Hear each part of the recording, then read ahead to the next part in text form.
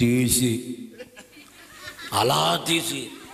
అలా పెట్టారు లోపలికి. ఆ లారీ వాడు ఎవడు తెలుసా? సిక్కులోడు. ఆడికేమో తెలుగు రాదు, నాకేమో హిందీ రాదు. ఆడు లోపలికి వెళ్ళాక అంటాడు, కేకే అంటున్నాడు. కేకే కదరా బాబు, పోనే అన్నాను. ఆడు రై మని తోలేస్తున్నాడు.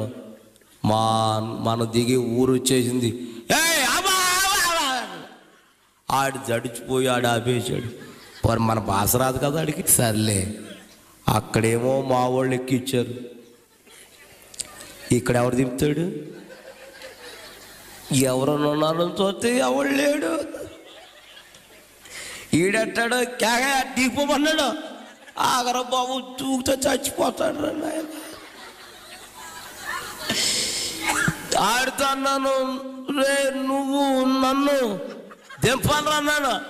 ఆడట కేహే, ఒరే కేకే లేదురా నాయన, టైం అయిపోతుందా, నువ్వు నన్ను దింపాలి అన్నారు. కేహే అన్నాడు. ఆడికి ఎన్ని సైన్ చేసినా అర్థమవుతలేదు. అప్పుడు ఆలోచించాను, మనం దిగే గుమ్మ ఉన్నది కదా, ఆ వారికి వచ్చేసి నువ్వు నన్ను దింపాలరా అన్నాను. అప్పుడు అర్థమైంది ఆడికి, సిక్కులోడు ఎంతలా ఉంటారో మీకు తెలుసు.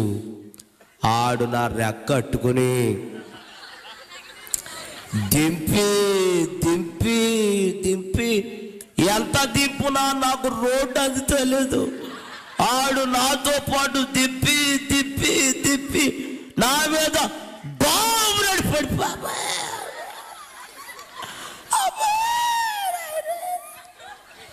ఆడంటాడు, కాకరకాయ కేకరకాయ లేగా లేగా లేగా. అంత పందుకొక్కులాగా ఉన్నాడు ఆడు. ఆడు లేచి వెళ్ళిపోయాక సుశీల ఫోన్ చేసింది. అయ్యగారు ఎక్కడున్నారు అంది. ఎక్కడ ఉంటానమ్మా? మీ సెంటర్లో మీ బస్ స్టాండ్ కాడ ఉన్నానమ్మా అన్నాను. అక్కడ ఉండండి, మా ఆయన వచ్చేస్తున్నాడు అంది బండి వేసుకుని. తీరా చూస్తే వాళ్ళ అబ్బాయి వచ్చాడు, సైకిల్ వేసుకొచ్చాడు. ఆడు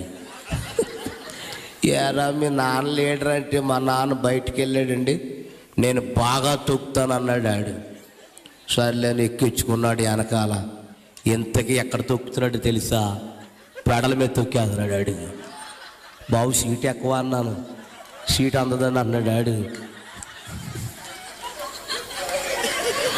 అప్పుడు నేను అనుకున్నాను, ఈడు కూడా ఎక్కడో చోట పడేస్తాడు ప్రభు అని. ప్రభు ఈయన జాగ్రత్తగా నడిపించు ప్రభు అని ప్రార్థన చేస్తున్నాను.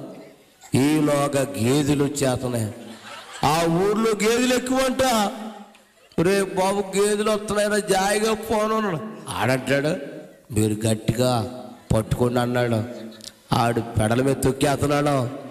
ఈడు వెళ్ళిపోయి ఆ గేదెలు గుర్తేసాడండి.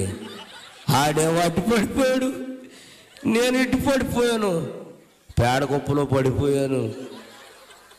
అమ్మా, మొత్తం బట్టలన్నీ ఖరాబ్ అయిపోయి వెళ్ళాను. పొద్దున ఎవడు మొహం చూసానే కానీ వెళ్తే ఆవిడ అంటుంది, ఏంటండి ఖరాబ్ అయి మట్టలేటండి. మీ అబ్బాయిని అడిగమ్మా అన్నాను. నన్నేం చేయమంటావమ్మా, గేదె వచ్చింది ఆ గుద్దేశాను అన్నాడు ఆడు. ఆడు సులువుగా చెప్పేస్తాడు డాడీ. సర్లే అయ్యగారు, నేను బట్టలు ఇప్పండి, బట్టలు ఉతికేస్తాను, స్నానం చేయండి, బట్టల ఉతికేస్తాను. మీరు స్నానం చేసామా? స్నానం చేశాను. మరి బట్టలు అరిదాకా ఉండాలి కదా, మరి నా సైజు బట్టలు ఉంటాయి అక్కడ. ఏమండి చెప్పరేంటండి? అప్పుడు వాళ్ళ ఆయన గారు, ఆ సుశీల గారు అన్నారు, మా ఆయనకి సొక్కా ఎట్టుకొచ్చానండి. వాళ్ళ ఆయన ఇలా చాలా ఎత్తు, ఇలా చూడాలి వాళ్ళ ఆయన్ని. అంత పొడుగు సొక్కా అట్టుకొచ్చిందంటే ఎక్కడి నుంచి చెప్పండి? అయ్యగారు, మా ఆయన సొక్కా ఎత్తాను, ఆరిదాకి తీసుకోమంది. ఏది అది వేసుకుంటే ఎలా ఉంటుంది నాకు? రాత్రుల్లో నైట్లు వేస్తారు కదా ఆడవాళ్ళు.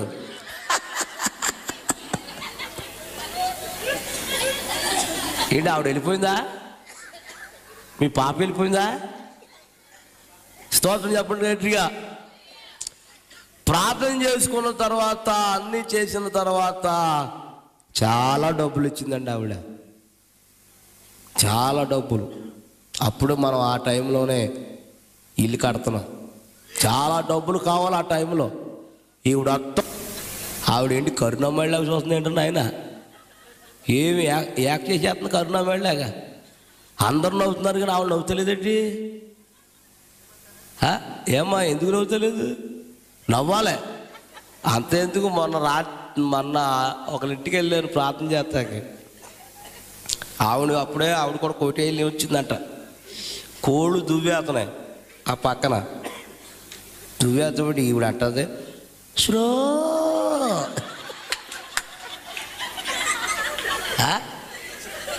అయ్యో బాబోయ్.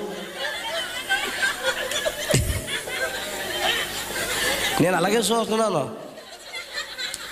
అవి కదిలితలేదు మెదిలితలేదు. మళ్ళీ అంట శ్రో ఇంకా రెచ్చిపోయి దువ్వేస్తున్నాయి అయ్యి.